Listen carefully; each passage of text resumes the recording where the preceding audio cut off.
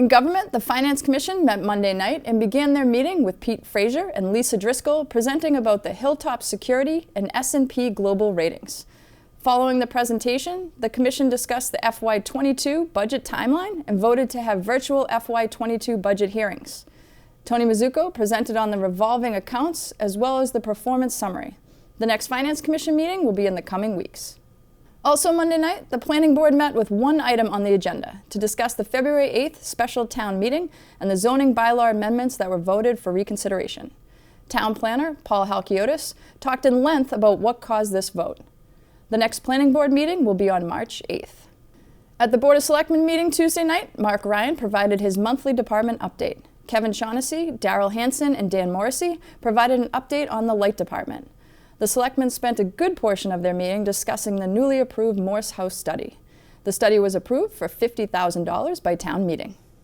I agree. I look at the Historical Commission. They're the ones that put forward the project. They're essentially the customer in the sense, but they're not the ones that would oversee what it takes for us to complete whatever it is town meeting approved. So I guess I would say to Matt as well that, first of all, I'm thankful that the Historical Commission did actually submit this for approval, and I'm glad town meeting saw it as well as this board that also recommended approval. But once the money is authorized, to me, as the responsible board for all the town buildings, is that we need to have a say in it. I want them to be involved as well because they're the ones that initiated, but I don't look at them as the board that has the full understanding of what such a study would be required and what it should encompass. The Selectmen will meet again on March 9th. Also Tuesday night, the Cable Commission met for a brief meeting. The Commission discussed the new complaint number that residents can use. The complaint number is 781-384-9238, extension 6075. As we're sure there are a lot of compliments as well, we will release that number the next time. The next Cable Commission meeting will be April 20th. The school committee met for a few hours Wednesday evening.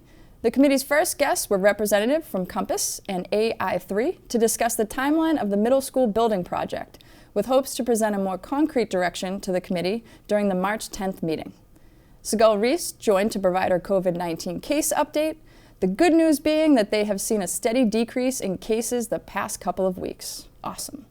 In alignment with Dr. Thompson's superintendent's report, the big news coming from the CDC was the recent change in procedures and standards that would allow schools to offer more in-person learning. So the big news was that the CDC came out with some guidance for schools. I took a couple quotes out from the guidance that was issued, and I know a lot of you have read through it also. Just hit on some topics. Evidence suggests that K-12 schools that follow the mitigation strategies can open for in-person learning. And I want to stress that's what we're already doing.